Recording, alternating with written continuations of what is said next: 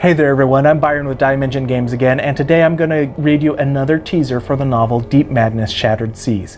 Now, this is part 2 of my teaser series here, so if you haven't seen the first part, go back and watch it, because otherwise this that I'm about to read isn't going to make a whole heck of a lot of sense. So let's get going. I'm going to do one paragraph that we already read last time as a recap. The water grew warmer, and then the man felt seaweed and anemones brushing against his toes. Something smooth and fleshy slid across his shin. The world burst into focus as sand enveloped his fingertips. The man scrambled onto the shore and whirled around to see what was behind him, falling on the wet beach with a thump. His heart stopped in his chest. Other people were crawling out of the surf, or at least they had likely been people at one point. A 10-foot-tall man stumbled as he stood up, his arms and legs unnaturally long, like taffy that had lost its shape. As he gained his feet, though, his torso bent backwards, his hands splashing down into the waves as his body became an inverted human U. Then his head drooped downward, his mouth elongating further and further until his hair drug in the sand. A guttural sound emerged from the man's cavernous gash of a mouth that was far from human.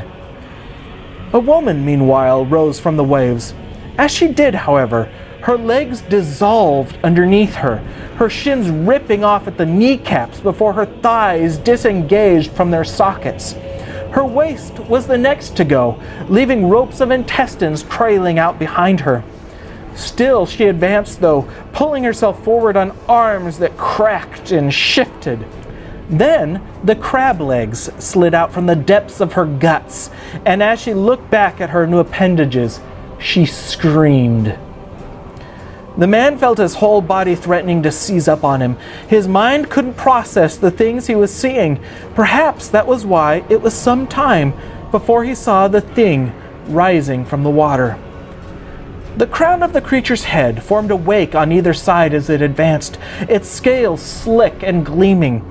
More of it arose from the ocean as the water grew shallower, and soon its bouquet of black fish eyes could be seen gleaming like clusters of caviar in the sun.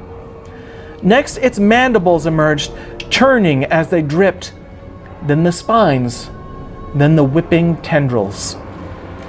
The man howled. Scrambling to his feet, he forced his limbs to obey him as he ran up the beach for the forest in the distance.